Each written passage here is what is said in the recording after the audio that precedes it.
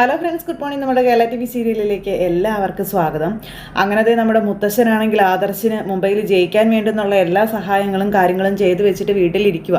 എന്നാലും ഉള്ളിലൊരു പേടി. അമ്പലത്തിൽ ചെന്നപ്പോഴാണ് മുത്തശ്ശൻ ഒന്നും കഴിച്ചിട്ടില്ലെന്നും അതുപോലെ വ്രതത്തിലാണെന്നുള്ള കാര്യം തിരുമേനി പറഞ്ഞ് നയനയും അതുപോലെ നമ്മുടെ ദേവയാനി അറിയുന്നത്. അവർ വന്ന് മുത്തശ്ശനോട് ചോദിക്കുന്ന സമയത്ത് മുത്തശ്ശനാണെങ്കിൽ അത് എതിർത്ത് പറഞ്ഞതുമില്ല.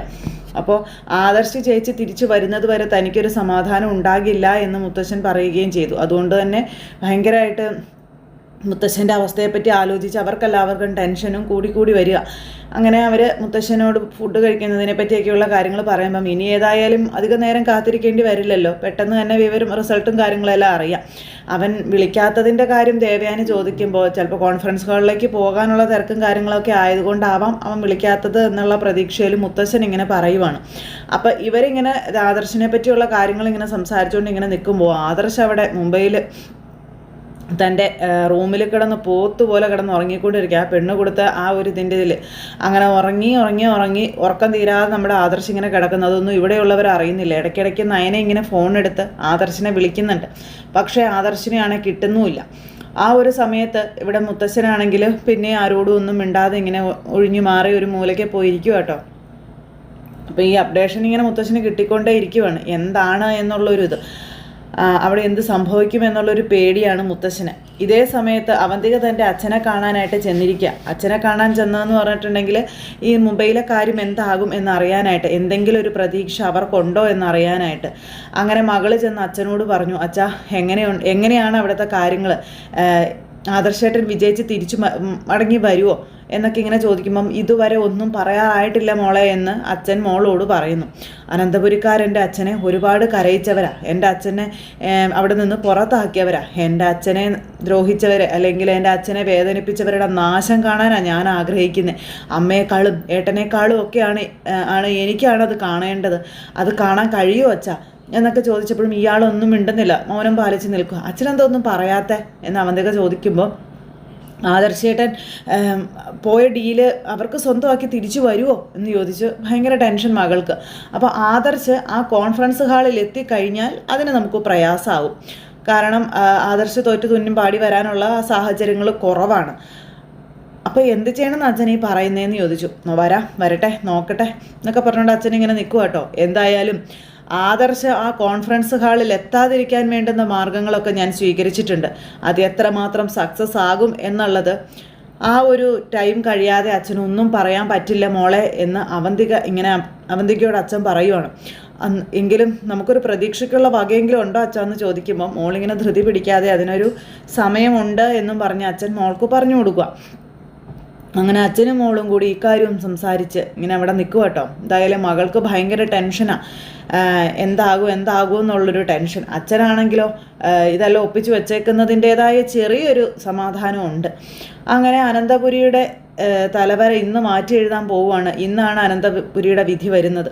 ആദർശിൻ്റെ ആ ഒരു കാര്യം ഒന്നും അറിയാതെ അനന്തപുരിക്കാരാകെ വെപ്രാളം കയറിയിരിക്കുക. നയനയാണെങ്കിൽ ഇടയ്ക്കിടയ്ക്ക് ആദർശിനെ വിളിച്ചുകൊണ്ടും ഇരിക്കുക കേട്ടോ. വിളിച്ചിട്ടൊന്നും കിട്ടുന്നില്ലേ, കുറേ നേരമായിരുന്നു വിളിക്കുന്നത്, പക്ഷെ കിട്ടുന്നില്ല. അങ്ങനെ ആകെ ടെൻഷനായി നയന ഇങ്ങനെ അതുവഴി വരുന്ന സമയത്താണ് മുത്തശ്ശൻ ഇങ്ങനെ ആരോടും മിണ്ടാതെയും പറയാതെയും ഒരു മൂലയിൽ ഇരിക്കുന്നത് കാണുന്നത്. അത് കണ്ടു കഴിഞ്ഞപ്പോഴത്തേക്കും നയന വേഗം മുത്തശ്ശൻ്റെ അടുത്തേക്ക് ചെന്നു.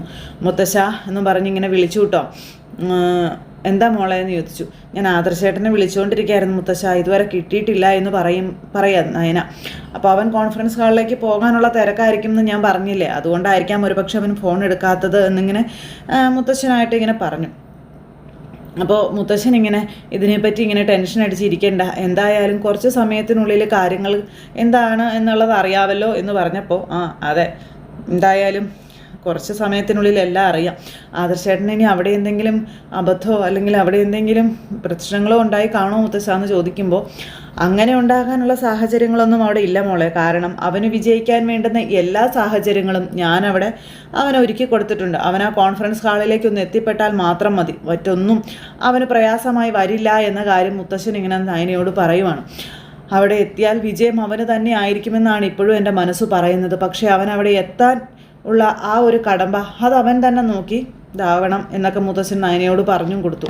അങ്ങനെ അതെല്ലാം പറഞ്ഞ് മുത്തശ്ശനും നയനയും കൂടെ സംസാരിക്കുകയാണ്. എന്തായാലും ആദർശേട്ടൻ വിജയിച്ച് തന്നെ വരുമെന്ന് എൻ്റെ മനസ്സ് പറയുന്നതെന്നൊക്കെയുള്ള കാര്യങ്ങൾ നയന ഇങ്ങനെ മുത്തശ്ശനോടും പറയും കേട്ടോ. അങ്ങനത്തെ എങ്കിൽ ഉള്ളിലൊരു പേടിയുണ്ട് മുത്തശ്ശ. അന്ന് അവിടെ ഗൾഫിൽ പോയ സമയത്ത് സംഭവിച്ച കാര്യങ്ങൾ മുത്തശ്ശന് ഓർമ്മയില്ലേ എന്ന് ചോദിക്കുമ്പം അതുപോലെ ഒരു ചതിപ്രയോഗമൊന്നും നടത്താൻ പാകത്തിന് ഇവിടെ ഒരു സാഹചര്യം ഒരുങ്ങിയിട്ടില്ല എന്നൊക്കെ മുത്തശ്ശൻ അന്നേരം നയനയോട് പറയുക. എന്നിട്ട് നയനയോടും സംസാരിച്ചു. അത് കഴിഞ്ഞപ്പോൾ ദേവയാനി അങ്ങോട്ടേക്ക് വരുന്നു. ദേവയാനി വന്നു കഴിഞ്ഞപ്പോഴത്തേക്കും നയന അച്ഛനോട് സംസാരിക്കുന്നത് കണ്ടു. അച്ഛാന്ന് പറഞ്ഞ് ദേവയാനിയും വന്ന് അച്ഛനെ വിളിച്ച് സംസാരിക്കുമ്പോൾ നീ മോൾക്ക് കൃത്യസമയത്ത് കഴിക്കാനും അതുപോലെ കുടിക്കാനും ഒക്കെ ഉള്ളത് കൊടുക്കണം. കാരണം ഈ ഒരു ഇതിൻ്റെ പേരിൽ മോൾക്ക് ഒരിക്കലും ഒരു പ്രശ്നം ഉണ്ടാവരുത്, മോളുടെ വയറ്റിലൊരു കുഞ്ഞുള്ളതാ തുടങ്ങിയ കാര്യങ്ങളൊക്കെ ഇങ്ങനെ മുത്തശ്ശൻ പറയും. അപ്പോൾ അതൊക്കെ കേട്ട് കഴിഞ്ഞപ്പോൾ ഞാനതൊക്കെ മോളോട് പറയുന്നുണ്ട് അച്ഛാ എന്ന് പറഞ്ഞ് ദേവയാനി ഇങ്ങനെ പറയുകയും ചെയ്തു. എന്നിട്ട് ദേവയാനി നയനയും കൂടെ അവിടെ നിന്ന് പോയിട്ടോ അപ്പുറം പോയി മാറി നിന്നിട്ട് ഇങ്ങനെ ദേവയാനി ആകെ വിഷമിച്ചിരിക്കുന്നു. നയനയാണെ വീണ്ടും വീണ്ടും ഫോണെടുത്ത് ആദർശനെ വിളിച്ചുകൊണ്ടിരിക്കുക, പക്ഷെ കിട്ടുന്നതേ ഇല്ല. അപ്പോൾ എന്താ മോളെ നിനക്ക് എന്താ പറ്റിയെന്ന് ഇങ്ങനെ ദേവയാനി ചോദിക്കും. ഞാൻ ആദർശേട്ടനെ കുറേ നേരമായിട്ട് വിളിച്ചുകൊണ്ടിരിക്കാമേ, ആദർശേട്ടന് ഫോൺ എടുക്കുന്നില്ല എന്ന് പറയുമ്പം അവൻ ആ തിരക്കിലായിരിക്കും, അതുകൊണ്ടായിരിക്കും എന്നിങ്ങനെ ദേവയാനി പറയും. എത്ര തിരക്കാണെങ്കിലും ആദർശേട്ടൻ നമ്മളെ വിളിക്കാതിരിക്കില്ലല്ലോ. അന്ന് ഗൾഫിൽ ചെന്ന സമയത്ത് അത്രയും തിരക്കുണ്ടായിരുന്നപ്പോഴും ആദർശേട്ടൻ എന്നെ വിളിച്ചതും അമ്മയെ വിളിച്ചതും വിശേഷങ്ങളൊക്കെ അന്വേഷിച്ചതും ഒക്കെ അല്ലേ. പിന്നെ വിളിക്കാതായത് എങ്ങനെയാ? ആദർശേട്ടൻ അന്ന് അപകടം പറ്റിയത് കൊണ്ട് മാത്രമാണ് ആദർശേട്ടൻ നമ്മളെ വിളിക്കാതിരുന്നത്. എനിക്ക് ഇതിലും അതുപോലെ എന്തെങ്കിലുമൊക്കെ സംഭവിച്ച് കാണുമോയെന്നൊരു പേടിയാമ്മ ഉള്ളിൽ. ആദർശേട്ടൻ ഇനി എന്തെങ്കിലും ചതി പറ്റി കാണുമോ? ആദർശേട്ടനെ ആരെങ്കിലും ചതിച്ച് കാണുമോ? ആദർശേട്ടന് കോൺഫറൻസ് ഹാളിൽ എത്താൻ കഴിഞ്ഞിട്ടുണ്ടാവില്ലേ തുടങ്ങിയ കാര്യങ്ങളൊക്കെ ഇങ്ങനെ ചോദിക്കുക. അപ്പോൾ അങ്ങനെ അതെല്ലാം കേട്ട് കഴിഞ്ഞപ്പോഴത്തേക്കും ദേവയാനിക്കും ആകെ ടെൻഷനായി. അങ്ങനെയൊന്നും ഉണ്ടാവില്ല മോളെ, അങ്ങനെയൊന്നും സംഭവിക്കില്ല, നീ ഇങ്ങനെ ഓരോന്ന് ചിന്തിച്ച് വെറുതെ ടെൻഷനാവല്ലേ, അതൊക്കെ പറഞ്ഞ് സമാധാനിപ്പിക്കുക.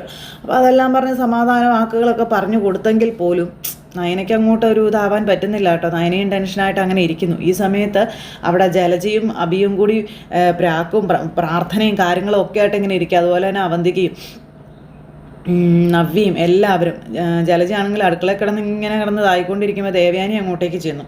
ദേവയാനി ചെന്നിട്ട് ജലജയോട് ഫുഡിൻ്റെ കാര്യങ്ങളും ജോലിയുടെ കാര്യങ്ങളൊക്കെ ചോദിച്ചു. അന്നേരത്തേക്കും എല്ലാം ഞാൻ റെഡിയാക്കി വെച്ചിട്ടുണ്ട് ഏട്ടത്തി എന്ന് പറഞ്ഞ് ജലജ ഇങ്ങനെ പറയാം. അപ്പോൾ ജലജ ഇങ്ങനെ അവിടെയും തട്ടി ഇവിടെയും തട്ടിയൊക്കെ നിൽക്കുന്നത് കണ്ടപ്പോൾ ദേവയാനി അടുത്ത പണി ഓരോന്നായിട്ട് ഏൽപ്പിക്കാം. അവളുടെ മോൻ പോയിട്ട് തോറ്റ് തുന്നം പാടി വന്നാൽ മതിയായിരുന്നു എന്നും പറഞ്ഞിട്ട് പ്രാക്കെന്ന് പറഞ്ഞാൽ ഭയങ്കര പ്രാക്ക്. അതുപോലെ തന്നെ അബി ഈ സമയത്ത് നവ്യയായിട്ട് ഈ കാര്യങ്ങളെപ്പറ്റി സംസാരിക്കുക കേട്ടോ. അപ്പോൾ ആദർശേട്ടൻ ജയിച്ചു വരുമോ എന്നുള്ള കാര്യം നവ്യ ചോദിക്കുമ്പോൾ അവൻ ജയിക്കാൻ ഓരോ സാധ്യതയില്ല, അവൻ മിക്കവാറും തോറ്റ് തുന്നം പാടിയേ വരുള്ളൂ എന്നും നവ്യയോട് പറയുന്നു. അവനെ അവിടെ പോയി ജയിക്കാനുള്ള ഇതൊന്നും ഉണ്ടാവില്ല. ഏതായാലും ഹേയൻ ജ്വല്ലറി അതിനകത്തുള്ളത് കൊണ്ട് എന്തെങ്കിലും ഭാരം അവർ വെച്ചോളും, അവനെ ഉറപ്പായിട്ടും അവർ പൊട്ടിക്കും, അത് 100% ഉറപ്പാണെന്നൊക്കെ പറഞ്ഞുകൊണ്ട് നവ്യയോട് ഈ അബി പറഞ്ഞു കൊടുക്കുക. അങ്ങനെ ഇവർ രണ്ടുപേരും കൂടി ആദർശിൻ്റെ തോൽവിയുടെ ആ ഒരു മുഴക്കം കേൾക്കാനായിട്ട് ഇങ്ങനെ കാതോർത്ത് ഇങ്ങനെ അവിടെ ഇരിക്കും. അതുപോലെ തന്നെ ജലജയും. അപ്പോൾ അതെ ഏട്ടത്തിക്ക് കഴിക്കാൻ എന്തെങ്കിലും വേണോ ഏട്ടത്തിന്ന് ചോദിച്ച് ജലജ. എനിക്ക് കഴിക്കാൻ എന്തെങ്കിലും വേണമെന്ന് ഞാൻ നിന്നോട് പറഞ്ഞില്ലല്ലോ, പിന്നെന്താ? കൂടുതൽ എൻ്റെ കാര്യങ്ങൾ അന്വേഷിക്കാതെ ബാക്കി എല്ലാ കാര്യങ്ങളും ചെയ്യാൻ നോക്കാൻ പറഞ്ഞുകൊണ്ട് ദേവയാനി അന്നേരം ജലജയെ വഴക്കും പറഞ്ഞു. അവളുടെ ഒരു എന്നും പറഞ്ഞുകൊണ്ട് ഇങ്ങനെ നേരം ജലജ നിൽക്കുക. അങ്ങനെ എല്ലാവരും പ്രാർത്ഥനയും വഴിപാടും മുൾമുനയിൽ നിൽക്കുകയാണ് അനന്തപുരിക്കാരും മുഴുവനും. ആ സമയത്ത് മുത്തശ്ശി വന്നിട്ട് മുത്തശ്ശനോട് ഇദ്ദേഹം ഇങ്ങനെ ഇരുന്നാൽ എങ്ങനെയാണ് ശരിയാകുന്നത്, ഇദ്ദേഹം ഒരു തുള്ളി വെള്ളം പോലും കുടിച്ചിട്ടില്ലല്ലോ എന്നൊക്കെ പറഞ്ഞ് ഭയങ്കര ഇതായിട്ട് ഇങ്ങനെ ചോദിക്കുമ്പോൾ ആദർശിൻ്റെ കോള് വരട്ടെ എന്ന് ആണോ അദ്ദേഹം ഉദ്ദേശിക്കുന്നത് എന്ന് മുത്തശ്ശി ചോദിച്ചു. അപ്പോൾ ആദർശിൻ്റെ കോള് വന്നാലും ഇല്ലെങ്കിലും കാര്യങ്ങളെല്ലാം ഞാൻ അപ്പം ഇവിടെ ഇരുന്ന് അറിയുന്നുണ്ട് എന്ന് മുത്തശ്ശിയോട് ഇങ്ങനെ പറഞ്ഞു. എന്തായാലും അധിക സമയമൊന്നും ഇനി വെയിറ്റ് ചെയ്യേണ്ടി വരില്ല എന്നും പറഞ്ഞുകൊണ്ട് ഇങ്ങനെ പറയും കേട്ടോ. അങ്ങനെ അതും പറഞ്ഞ് ഇവരിവിടെ പ്രതീക്ഷകളോടുകൂടി ഇരിക്കുമ്പോൾ നമ്മുടെ ആദർശ് അപ്പോൾ അതൊക്കെ കണ്ണൊക്കെ തുറന്ന് എഴുന്നേറ്റു. അപ്പോൾ പ്രത്യക്ഷത്തിൽ ആദർശിനെ ആരും ഒന്നും ചെയ്തിട്ടില്ല, ചതിച്ചിട്ടില്ല, വഞ്ചിച്ചിട്ടില്ല, ഒരു പാരയും മണതിട്ടുമില്ല. ആദർശിന് യാതൊരു കുഴപ്പമില്ല. ആദർശ് എഴുന്നേറ്റു, കുളിയൊക്കെ കഴിഞ്ഞു, സൂട്ടും കോട്ടൊക്കെ ഇട്ടു, തൻ്റെ ഫയലും കാര്യങ്ങളും ഒക്കെ ആയിട്ട് പുള്ളിക്കാരൻ പോവുക. അപ്പോൾ തൻ്റെ റൂം തുറന്ന് ഭയങ്കര സ്റ്റൈലിഷായിട്ടൊക്കെ അവിടെ നിന്ന് ഇറങ്ങി പോവുകയാണ്. അപ്പോൾ ഒന്നെങ്കിൽ ടൈം പോയി കാണണം, അല്ലെന്നുണ്ടെങ്കിൽ കയ്യിലുണ്ടായിരുന്ന ഫയലും കാര്യങ്ങളും ഡോക്യുമെൻറ്റ്സും ഒക്കെ നഷ്ടപ്പെട്ടിട്ടുണ്ടാവണം. ഇതൊന്നും ശ്രദ്ധിക്കാതെ ആദർശ് അങ്ങ് ഇറങ്ങി പോവുകയാണ്. അവിടെ കോൺഫറൻസ് ഹാളിൽ കാര്യങ്ങളെല്ലാം കഴിഞ്ഞു. ആദർശ് എല്ലാം അവസാനിച്ചതിന് ശേഷമാണ് അങ്ങോട്ടേക്ക് ചെല്ലുന്നത്. ഒന്നും അല്ലാതെയാണ് ആദർശ് വെറും വട്ട പൂജയായിട്ട് അങ്ങോട്ടേക്ക് ചെല്ലുന്നത്. അതൊന്നും ഇവിടെയുള്ളവർ അറിയുന്നില്ല. അപ്പോൾ ഇങ്ങനത്തെ നമ്മുടെ ആദർശം അങ്ങോട്ടേക്ക് പോകുന്നു. ആദർശ് തോറ്റു എന്നുള്ള വാർത്ത കേട്ട് കഴിയുമ്പോഴേക്കും ഇവിടെ പടക്കം പൊട്ടിച്ച് ആഘോഷിക്കാൻ അവന്തികയും അച്ഛനും കൂടെ വെയിറ്റിങ്ങാണ്. അതുപോലെ തന്നെ അനന്തപുരി തറവാട്ടിൽ ജലജയും അവിയും നവ്യയും. അങ്ങനെ മൊത്തത്തിൽ പ്രശ്നത്തോട് പ്രശ്നവും റേറ്റിംഗ് കുത്തനെ താഴോട്ട് പോന്നിരിക്കുന്ന ആ ഒരു സിറ്റുവേഷനും കാര്യങ്ങളൊക്കെ കാണിച്ചുകൊണ്ടാണ് ഇന്നത്തെ നമ്മുടെ കഥ വരാനിരിക്കുന്നത്. അപ്പോൾ ആരും തന്നെ മിസ് ചെയ്ത് കളയരുത്. എല്ലാവരും കാത്തിരുന്ന് കാണണം കേട്ടോ. എല്ലാവർക്കും നല്ലൊരു ദിവസം ആശംസിക്കുകയാണേ. എല്ലാവരും തരുന്ന സപ്പോർട്ടിനും സ്നേഹത്തിനും ഒത്തിരി നന്ദി ഹൃദയത്തിൻ്റെ ഭാഷയിൽ അറിയിക്കുന്നു. അടുത്ത സൂപ്പർ ഹിറ്റ് കഥയുമായി കാണാമെന്നുള്ള പ്രതീക്ഷയോടെ എല്ലാവർക്കും ടാറ്റാ.